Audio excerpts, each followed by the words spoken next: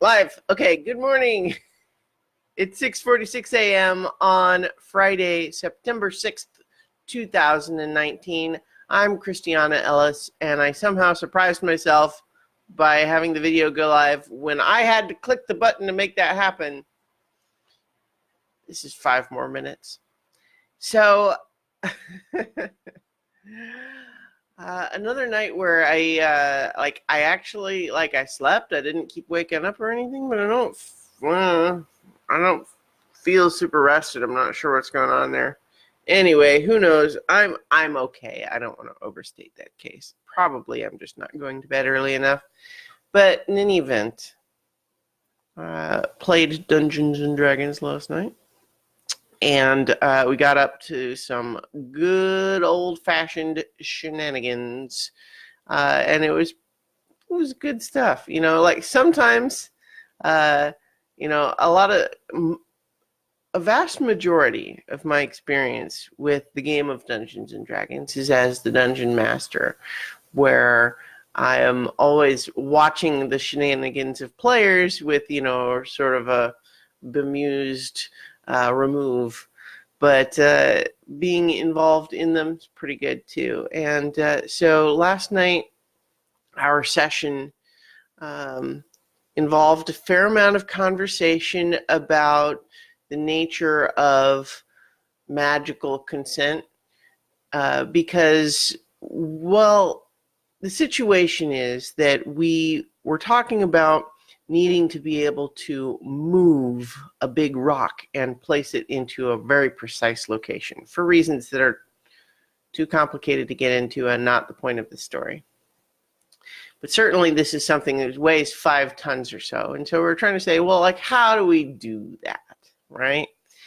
Well, several in our party have the access to the spell polymorph. And what if one of us were to be polymorphed into a woolly mammoth?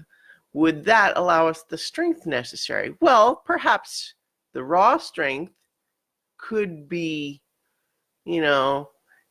maybe still not quite enough for 5 tons, but what if we amplified it and harnessed it with ropes and pulleys and block and tackle and cranes and stuff like that? Is that something that we could design and build? Well, my character's smart, so I asked, can I design what we would need to buy in order to have one of us transformed into a mammoth be able to lift this enormous rock?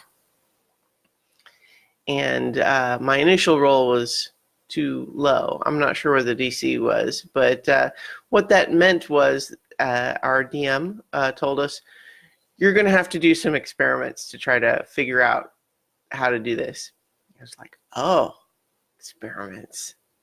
So after some brief discussion among the party over who would be the test subject to get turned into a mammoth, and I had a lot of fun having my character be the one who thinks that actually sounds like a lot of fun, except that they have to be the one to observe the mammoth and do the experiments. So it can't be them. But no one else seemed to actually want to do it, which is just straight up mysterious to my character because it seems like it would be great, but whatever. So they briefly ask, they go down to the docks at this city because that's where a lot of this equipment would be to play around with. And they ask the night watchman, and he doesn't want to do it, again, inexplicably. And so what we end up doing is hiring a woman of negotiable virtue, you might say, for the evening for the purpose of turning her into a woolly mammoth so that we can perform our experiments about using harnesses and blocks and tackles and so on. And yeah, worked out really well. And we made it very clear what we were intending to do, and checked in with her and made sure she was doing okay. She seemed into it, so enthusiastic consent. And and then later we got sign that there was a mad wizard doing experiments on local animals. Not cool, but also theoretically not any of our business. It's also not clear that it's actually illegal. So, if we were to actually go in there and do something about it, it would be, legally speaking, us in the wrong. And so, nonetheless, and it was also because he was drunk and passed out, and we didn't really want to just like kick in the door or something like that. We kind of were at an impasse. Our group collectively determined that, like, okay, well, we are not going to initiate trouble here. So my character has a spell called Tiny Servant, which when cast on a small object makes it literally grow arms and legs and then act like a little bit of a, tiny little servant, And so we had inspected some of this dude's papers by I cast Tiny Servant on a book and made it go get his lab notebook for us to review.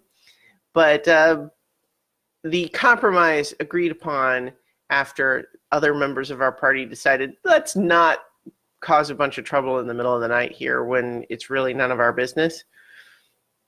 I instructed my book servant to make a value judgment, spend the rest of the night after we left trying to evaluate whether this guy was a good guy or not. And if in the morning it determined that he was not a good guy, it was to kick him in the shin.